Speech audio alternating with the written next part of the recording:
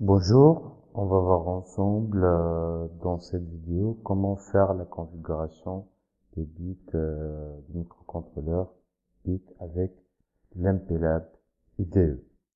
Donc, j'ai créé un projet test.2 avec le fichier source main.c. Maintenant, je vais utiliser l'outil de MPLAB pour faire cette tâche. Donc, dans Windows, vous cliquez sur Windows. Après, il y a Pick Memory Views dans la liste. Vous choisissez Configuration Bits.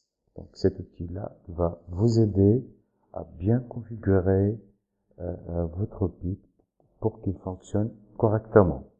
Donc, on va commencer tout d'abord par la configuration de l'oscillateur. Donc, ici, le PLL div, en fait, on va voir le datasheet. Le PLL div, il choisit quelle division à appliquer au niveau de votre oscillateur primaire pour avoir une fréquence de 4 MHz qui va piloter le circuit PLL. Donc, le circuit PLL, il est important ici pour les pics qui utilisent l'USB, le périphérique USB. Donc, si vous utilisez un quartz de 4 mégas, il faut faire une division par 1 pour obtenir le 4. 20, par exemple, dans notre cas, on va utiliser un quartz de 20 MHz. Donc, on doit appliquer une division par 5 pour obtenir le 4 MHz. Donc, ici, au niveau de la configuration, je vais choisir 5.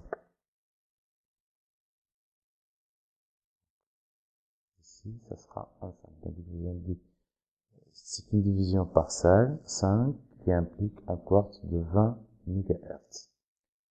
Après, on a le F oscillateur.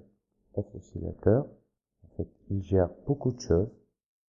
Il gère si votre CPU va utiliser l'oscillateur interne, l'oscillateur secondaire ou l'oscillateur primaire. Et dans le cas où vous utilisez l'oscillateur primaire, il va indiquer aussi si vous allez piloter le CPU directement par le quartz ou par le signal qui est à la sortie du PLL. Donc, dans notre cas, on veut obtenir une fréquence maximale. La fréquence maximale dans notre cas, c'est pas le 20, c'est 96 MHz divisé par 2. Ça sera 1,48 MHz.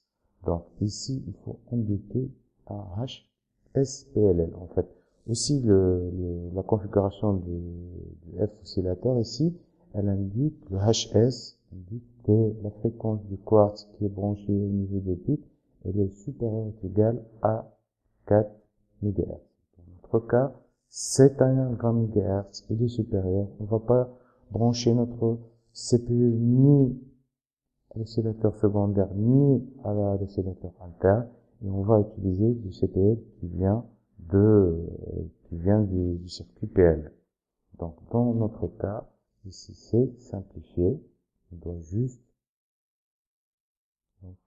choisir HSPLL. HSPLL, c'est indiqué ici. Donc, c'est ce circuit-là.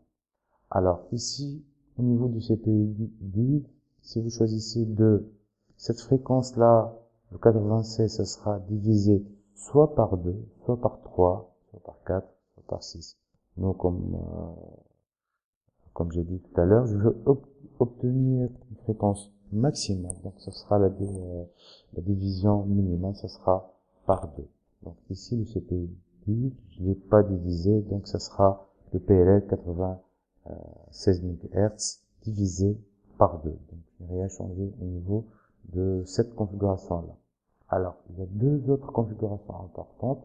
Le watchdog, si vous ne le gérez pas au niveau de votre code, il va rejeter continuellement votre pic. Donc, il faut le désactiver. Et le low voltage programming. Le low voltage programming, il utilise s'il est activé, il va en fait désactiver la pin RB5 comme entrée-sortie numérique, il va l'utiliser comme indicateur si vous voulez programmer votre PIC ou pas. Alors ici, je le désactive aussi pour que je puisse utiliser dans mes programmes le RB5. Si un jour je vais utiliser le low voltage programming, j'ai pas de 12 volts pour programmer mon PIC, je peux utiliser cette configuration-là. Je peux l'activer et le mettre en 1. Alors, après, je peux générer un code source. Je clique sur ce bouton et j'ai un code source que je peux le copier. Donc, CTRL A, CTRL C, et donc, je peux le coller ici. Ce sera fonctionnel, mais moi, je vais créer un fichier .h, ça sera plus simple à gérer après. Vous aurez un fichier config, vous pouvez le consulter rapidement et le changer rapidement.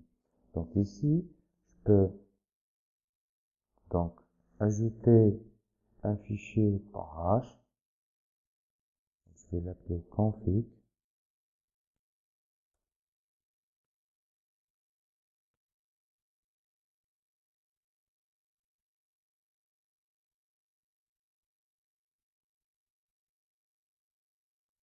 Donc il est créé avec une en-tête, comme le fichier main aussi.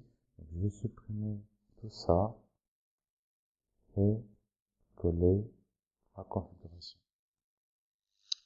Donc ici, c'est fait. Il faut que je fais une directive include pour inclure dans mon fichier sur ce main, donc config.h. Et c'est fait. Donc ça, donc on a vu dans cette vidéo comment configurer les bits les plus importants au niveau du PIC pour qu'il fonctionne correctement avec un quart de 20 MHz.